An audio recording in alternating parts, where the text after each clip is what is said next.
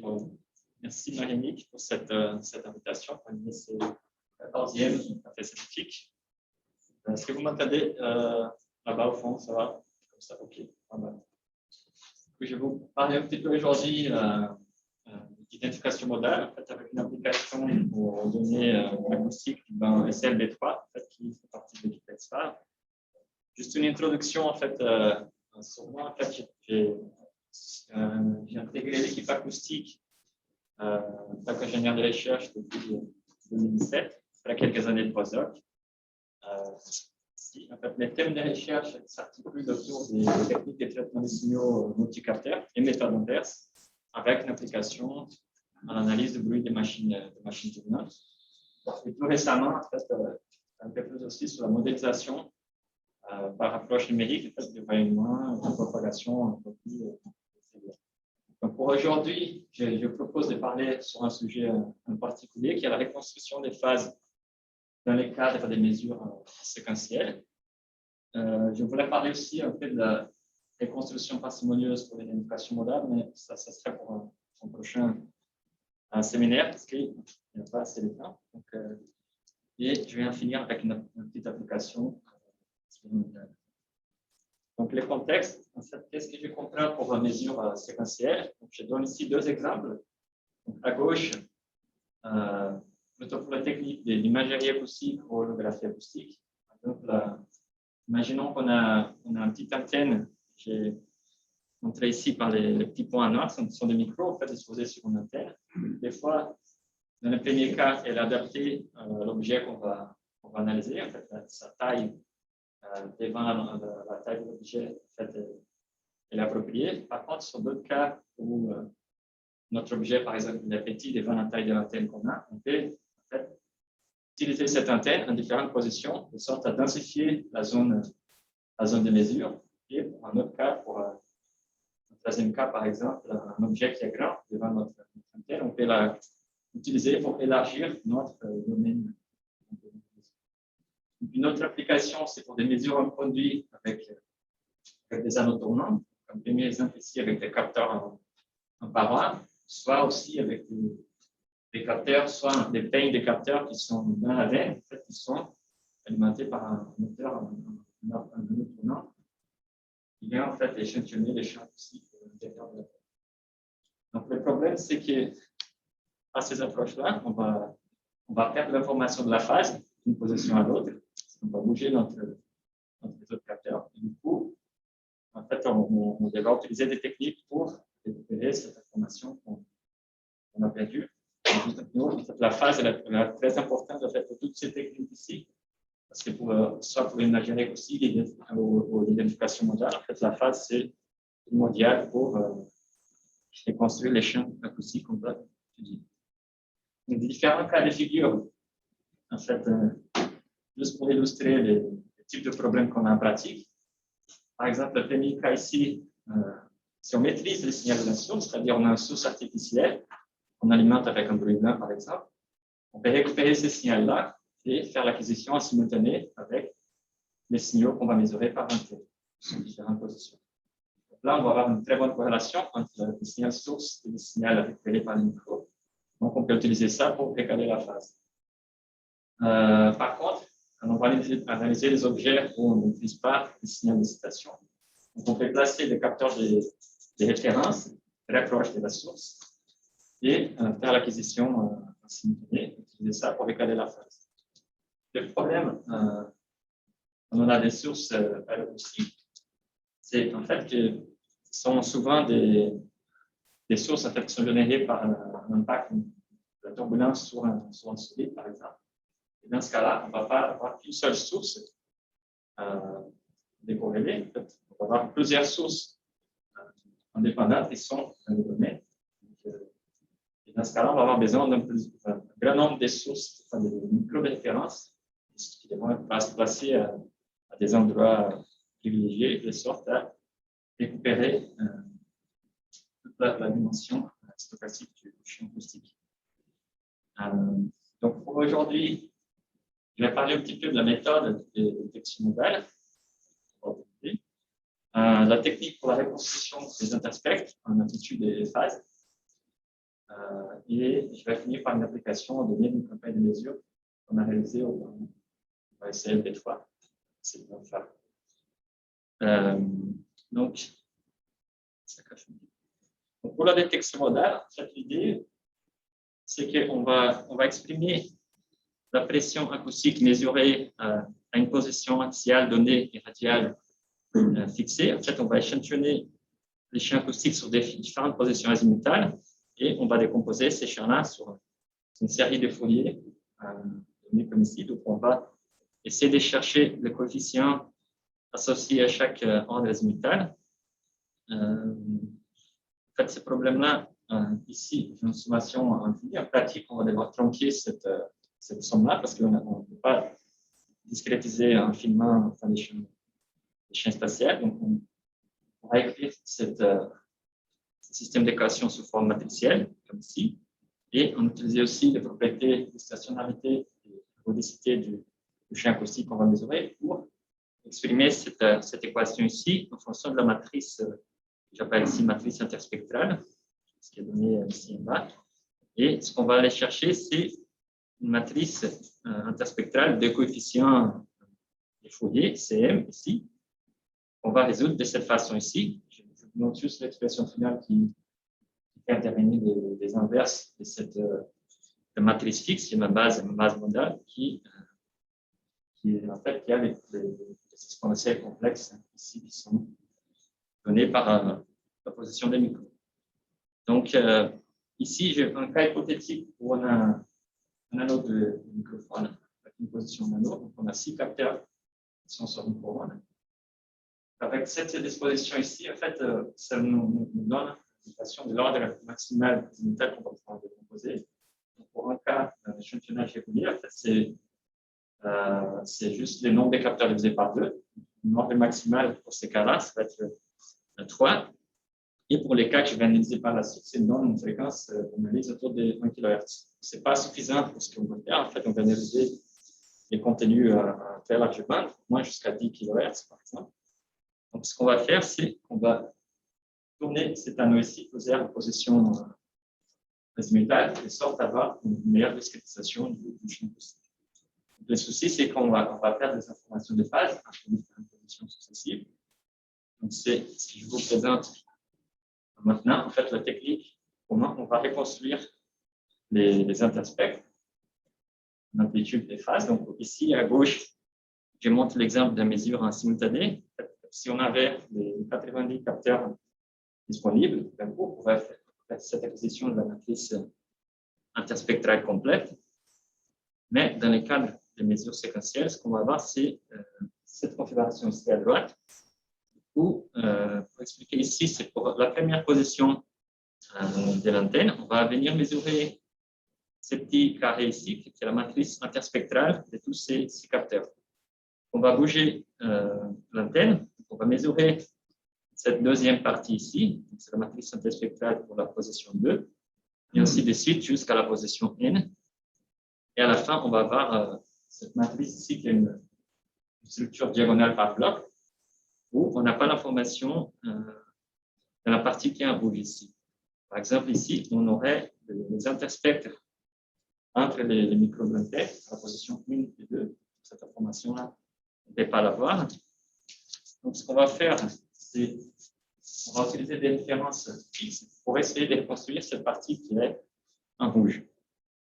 Donc, dans le cadre des références fixes, j'ai rajouté ici deux nouvelles matrices. Donc, la matrice SRR, c'est un autre qui est la matrice interspectrale des références fixes et une matrice, on va dire, interspectrale partielle qui lie en gros les références aux mesures de la tête à différentes positions. Donc, pour la première position maintenant, en plus du petit carré en gris ici, on va mesurer la matrice interspectrale des références fixes, les 3 points qu'il y a ici, et cette partie ici qui est la matrice SPR qui lie les références au micro de l'antenne. Ça, c'est pour le premier pas. Le deuxième pas, on va mesurer ces deuxième carré ici. Et à la fin, on va essayer d'utiliser toute cette partie ici qui est en dehors pour reconstruire l'information de la matrice interspectrale complète. Donc, en gros, ça, c'est l'expression qu'on va utiliser pour les faire. on voit que ça fait intervenir la pseudo-inverse et la matrice interspectrale de référence et les matrices interspectrales partielles. Ça, c'était développé dans le cadre des travaux des potes, en fait, de cette thèse en Belgique en 1994. Et pour la technique de détection modale, on va utiliser cette matrice ici reconstruite comme entrée. Donc, pour l'application, on va appliquer cette méthode ici pour analyser les contenus modaux dans une soufflante à échelle qui a été installée au banc phare. Ici, juste un petit schéma du banc où on voit ici l'aspiration d'air par l'étoile. L'air, il rentre ici à l'intérieur de la salle anéchoïque, passe par la machine, et ensuite il est rejeté dans un conduit qui passe par une galerie souterraine, et ensuite l'air il sort ici à l'extérieur du bâtiment. Donc, ce qui nous intéresse, c'est ce qui se passe ici dans la machine. Donc, je montre ici une coupe axiale de la machine où on peut voir les deux anneaux tournants qu'on a utilisés pour cette manip. Donc, pour la machine, on avait une configuration avec un moteur à 16 pales et 36 ohms distataires homogènes. Et c'était en gros une configuration typique d'une machine UHBR, faite à très, très haut taux d'émission. Pour ces cas-là ici, il était autour des 16. Donc, pour la configuration de mesure, en fait, on va s'intéresser au contenu modal entre les rotors et les stateurs. Donc, pour cela, on avait ici une couronne qui était sur un anneau tournant avec 6 microphones. Et en plus, on avait ici 3 autres couronnes marquées en rouge. Ce sont des couronnes avec des micros fixes qui ne tournent pas une fois qu'on tourne l'anneau tournant. En total, on avait 21 micros fixes et 6 micros en extérieur. Voici un résultat typique des détections modales en fait, pour un régime d'approche. 55% de la vitesse nominale du rotor. Ce que je montre sur cette carte, c'est en gros en couleur, c'est l'amplitude des coefficients CM en fait, qui correspond à chaque mode azimutal à ordre M. Donc les M positifs sont des modes corrotatifs en fait, qui tournent dans le même sens du rotor. Et les M négatifs, c'est des modes contrarotatifs. Voilà, donc ces résultats ont été obtenus avec les 15 positions nano après la reconstruction de la matrice spectrale. Donc, une autre chose qu'on peut voir aussi, c'est cette sorte de diagramme en V qui délimite en gros la partie à l'intérieur qui sont des modes passants d'un conduit, c'est-à-dire qui se propagent sans être atténués axialement. Et en dehors de ces diagrammes en V sont des modes coupés qui existent à la proximité de la source, qui s'atténuent exponentiellement dès qu'on s'éloigne de la source. Donc, ce qu'on voit aussi, c'est l'effet de gyration de l'écoulement, en fait, qui fait basculer notre diagramme en V vers le mode contrarotatif. C'est illustré ici par les lignes grises. En fait, ça, c'est pour les cas d'un écoulement sans gyration, donc il est symétrique par rapport à l'ordre à 0. Ici, on voit qu'il a été basculé vers le mode contrarotatif.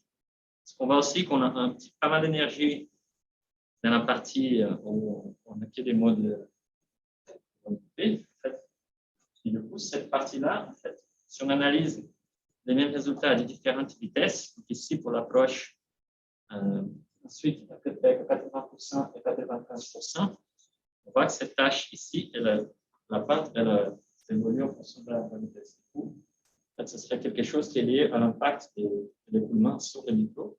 Et plus ça tourne vite, plus cette pente elle va être modifiée.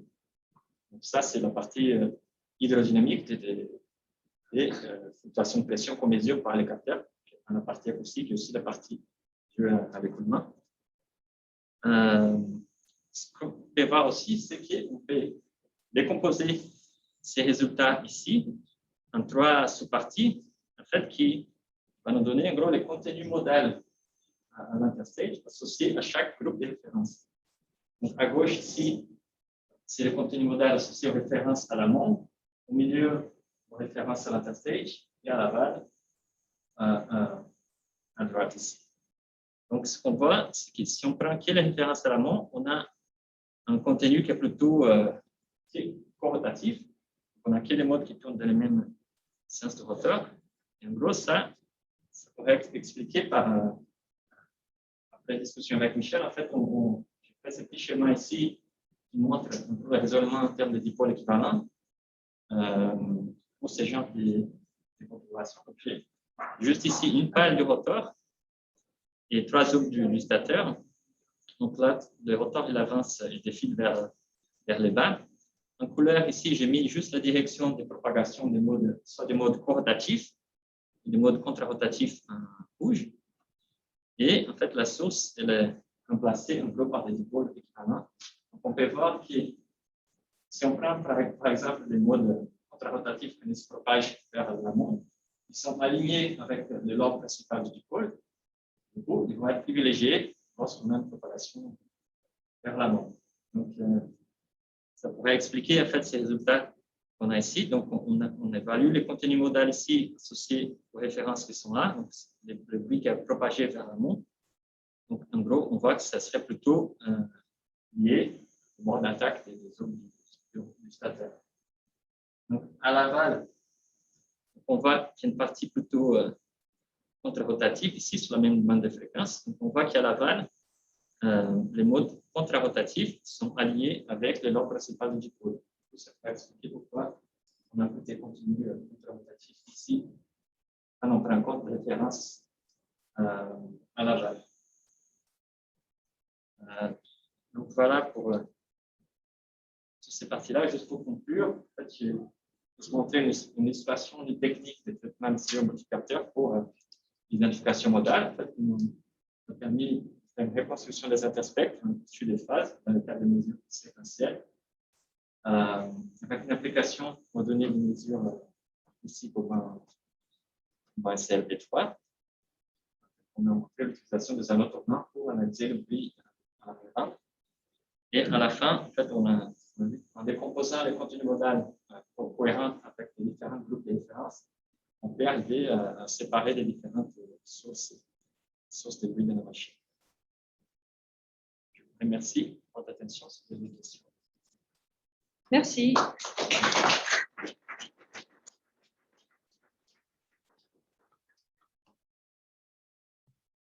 Alors, des questions?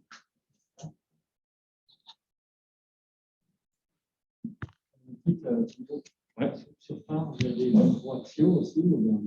Oui, à l'aval, on a des micro-axiaux aussi. Je n'ai pas analysé ici, mais sur la photo, plus en aval ici, on a des micro. Si on a une des noises avec l'exposition de radio aussi. Oui, c'est ça. Ouais. En fait, du coup, à l'aval, ici, on a aussi une configuration où on peut faire des propositions simultanées radiales. Ici, j'ai ciblé que sur la partie interstage, mais on a aussi des micros ici à l'amont, des anneaux tournants à l'amont, pour analyser les champs acoustiques sur différentes parties de la machine. C'est quoi comme micro? Alors, c'est des micros classiques. C'était à Grasse. En fait, ils sont juste adaptés pour avoir une très forte dynamique, pour pouvoir mesurer des niveaux très forts. Et ce sont des micros classiques, comme ça s'appelle.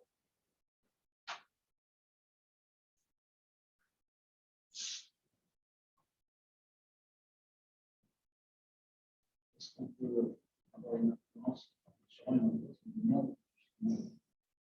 micro de référence que vous utilisez sur chaque ligne? Oui, en fait, c'est la partie critique. En fait, du coup, plus on a des micros fixes, c'est mieux. En fait, c'est vrai que dans ces résultats que j'ai montrés à la fin, où on décompose, ici, on avait que 3 micros de référence fixes. Donc, on voit qu'on constitue très peu de l'énergie qui est mesurée par le coup. Là, sur ce résultat ici, peut-être qu'on ne reconstruit pas complètement la totalité du champ acoustique, mais qui est la partie qui est captée par les micros de référence, la partie la plus énergétique mesurée par les micros de référence.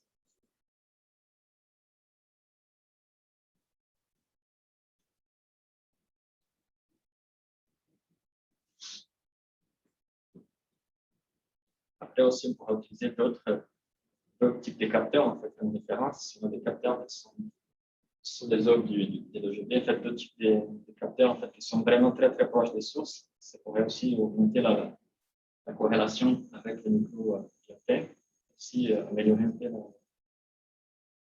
cette décomposition. Parce que là la cohérence, je suppose que tu as fait quand même des mesures un petit peu pour vérifier la pertinence des micros de référence.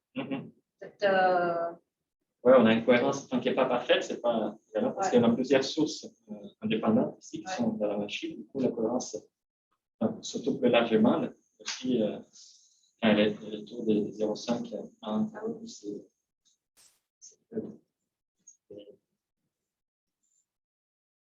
Il y a aussi la perte de la cohérence par des couches limites, peut-être qui est mesurée par les capteurs. Du coup, on est dans un contexte ici très défavorable. Du bruit sur le capteur, du bruit sur le capteur de réception, et du bruit sur le capteur de source. Oui, c'est ça. Ouais.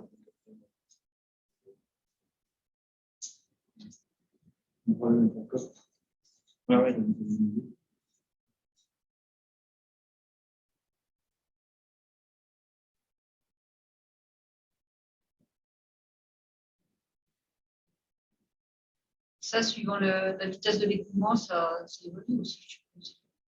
Ces diagrammes-là? Non, Ah oui, la qualité, c'est ça, la qualité. Plus on augmente la vitesse, moins.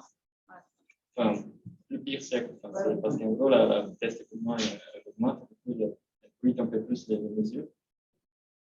Ici, en 15, on reconstruit un petit peu, mais je pense qu'il y a plus d'informations ici qu'à l'approche, par exemple.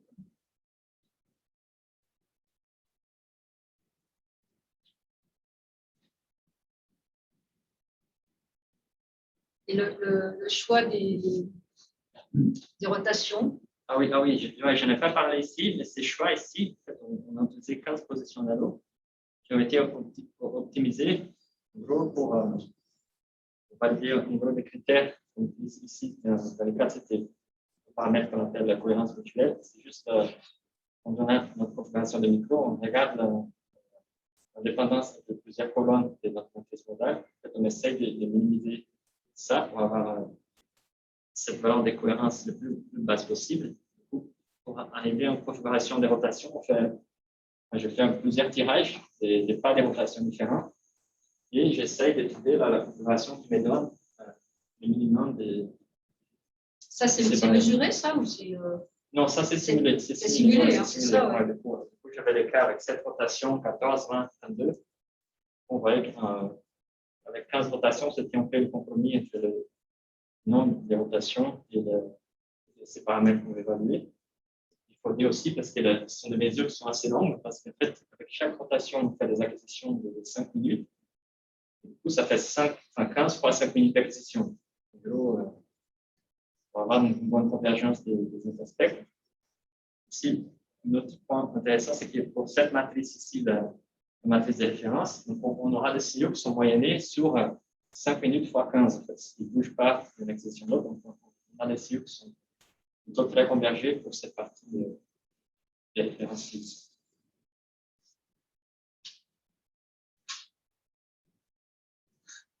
Je suis pas sûr d'avoir compris le dernier point. La moyenne, elle se fait sur les 5 minutes ou c'est des fenêtres quand même? Enfin, la moyenne, pour chaque position, les capteurs ont fait l'acquisition sur 5 minutes, donc en moyenne sur 5 minutes de signal.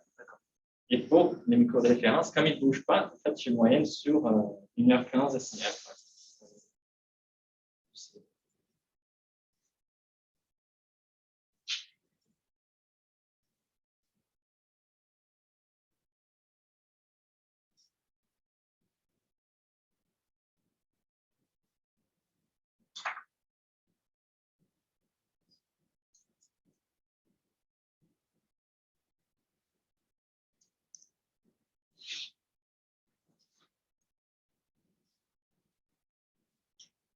Est-ce que tu peux montrer le début là?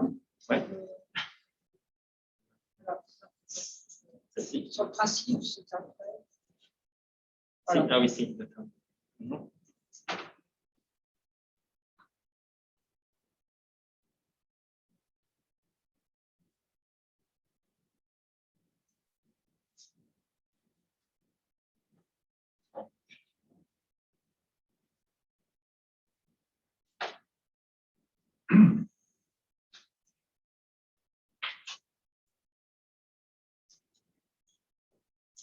Parce que ça serait. Finalement, tu bénéficies de la géométrie cylindrique, là aussi. Oui. Parce que Ouais. si tu avais un conduit rectangulaire. Oui, avec un conduit rectangulaire, il faut décomposer les deux composants. Ouais, ça serait. Ouais, c'est différent. Après, on ne peut pas faire des décompositions. Ça, on peut faire sur une ligne, par exemple, décomposer un nombre d'ondes, mais après, avec une couronne sur un conduit rectangulaire, parce qu'on ne peut pas. Est-ce qu'on peut composer au moins une. Ouais, puis tout dépendrait de la vitesse aussi de l'équipement. Tout est relié, tout serait relié, ça, tout est imbriqué, tandis que là, c'est indépendant, en fait, finalement. Ton écriture, bien sûr, elle va dépendre, mais le terme, il est indépendant. Ça ne dépend pas on n'injecte pas des paramètres physiques, de la vitesse d'écoulement, tout ça. Après, si on veut décomposer le coefficient que j'ai rajouté là, AN, en fait, l'ordre azimutal et radial, là, il faut avoir la base complète. Là, il faut rajouter l'écoulement, la vitesse du son, tout ça. C'est beaucoup plus complexe. Ce qu'on fait, en fait, pour les mesures à la base de la machine, là, on a une capteur en trois dimensions. On peut faire des compositions complètes. On a quand même un effet pas forcément cylindrique. Il y avait un élargissement. C'est que, là, au niveau des sources, ça n'a pas le même diamètre. Au niveau des antennes, et des modes qui peuvent être assez évanescents. C'est vraiment on regarde. Du coup, des fois, on a des décalages. On a des décalages dans les réponses. C'est par rapport à. On dit ça sur ce domaine. C'est ça, oui.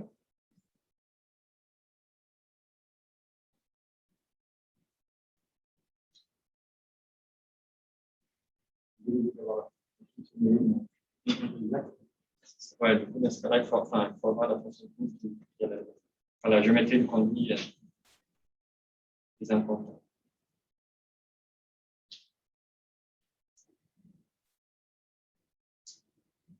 Est-ce qu'il y a des questions à distance? Il y a quand même 3 personnes, je vois. Il y a Didier, Simon, Laura.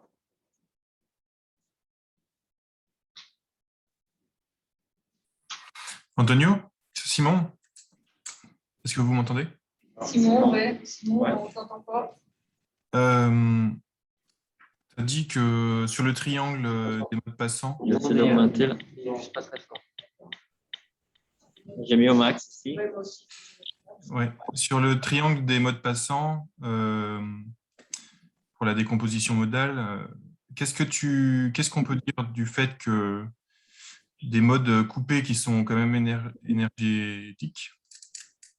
Ouais, cette partie-là, ici, tu passes continue à basse fréquence. Ouais. Ouais, en gros, ouais. Qu'est-ce que ça veut dire sur le phénomène hydrodynamique qui a lieu? Est-ce que ça peut mener à des séparations de sources, du débruitage? Ouais, en gros, je pense que ça peut nous indiquer la vitesse des gyrations de l'écoulement. Peut-être avec la pente qu'on a sur le capteur ici. Après, pour les séparer, avec ce type de composition-là, je pense qu'on ne peut pas faire comme si on avait une ligne de micro. Du coup, là, on peut séparer un nombre d'ondes. Si on passe un nombre d'ondes, on peut séparer la partie acoustique et la partie hydro. Sauf qu'ici, à part couper, délimiter la zone où on allait couper et enlever la partie qui est à l'extérieur, on ne peut rien faire d'autre chose.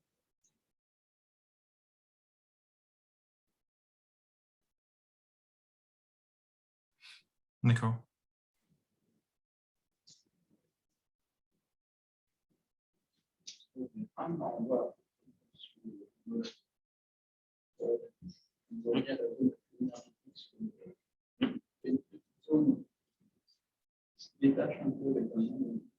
Ouais, celle en haut ici. Non, je pense que c'est cette barre. C'est la principale, en haut, mais à côté, légèrement à gauche. Ah, c'est celle-ci. Ouais. En fait, ça pourrait être aussi des modes radio qui sont ici, en fait, parce que là, si on avait une bonne résolution ici, on pourrait voir en fait, Les lignes de coupure pour des modes de radio en LED. Ça, c'est la ligne pour le mode radial 0. Donc, pour le mode radial 1, en fait, on aurait une sorte de parabole ici. Peut-être ça suit un peu une de ces ordres radiales qui s'allument quand on augmente la fréquence. Ça, on peut faire une simulation numérique. Oui, ça. On a la géométrie. Placer les. C'est ça, les théories, cette partie théorique. On voyait effectivement que les sources qui s'alignaient, comme ça.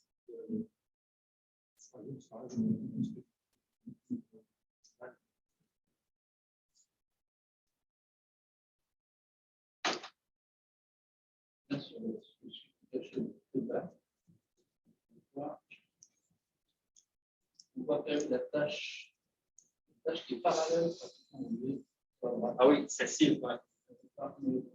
Ah oui, celle-ci. Ouais. C'est marrant parce que là, l'impression parallèle.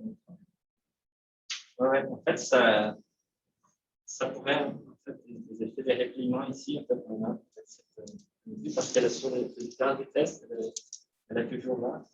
Ça pourrait être l'image des ça, un repliement sur.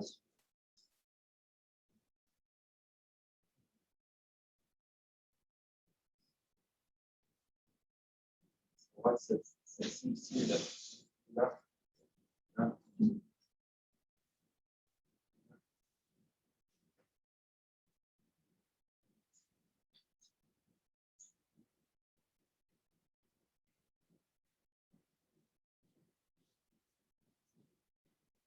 Et la suite, alors, ça va être quoi dans l'utilisation de cette méthode? La suite, c'est. On pourrait peut-être voir avec des cas où on a d'autres choses de référence pour utiliser, améliorer un peu cette partie séparation des sources. Donc, la suite, après, c'est analyser le contenu à la base de la machine, utiliser les micros qui sont sur un courant plus sur une position différente pour faire la détection complète. Et après, on pourrait aussi essayer d'améliorer cette méthode de reconstruction en fait, de la matrice ici, qu'on utilise des références fixes. Après, il y a des méthodes, je n'ai pas parlé ici, qui existent, des méthodes de complétion de données, où sans référence fixe, en fait, on essaye de reconstruire cette partie en dehors de ce qu'on mesure, en faisant des hypothèses sur les champs possibles qu'on mesure. Ça, c'est aussi des pistes pour essayer d'améliorer cette partie de reconstruction. En gros, les résultats qu'on a ici, en fait, si on avait les 90 plutôt en fait, sur une acquisition simultanée, on aurait des résultats bien mieux discrétisés ici sur cette région. En fait, c'est-à-dire qu'on aurait un peu plus de sources physiques qui auraient été mesurées ces cas-là. Faisant les répositions, on perd un peu d'informations. On reconstruit en gros les sources les plus importantes qui sont mesurées, qui sont captées par les références fixes.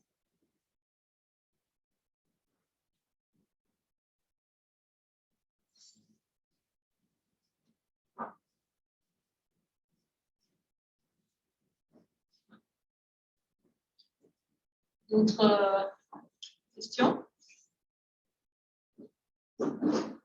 Et à distance? Pas l'impression. De toute façon, il est faut l'heure d'arrêter. Merci pour cette présentation. Bravo encore.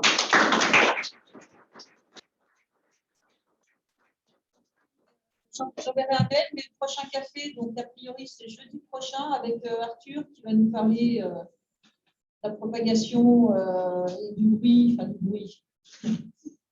du son, du chant, on envoie du chant, et la Goped et tout ce qu'il a fait comme travaux autour de ça. Voilà, merci.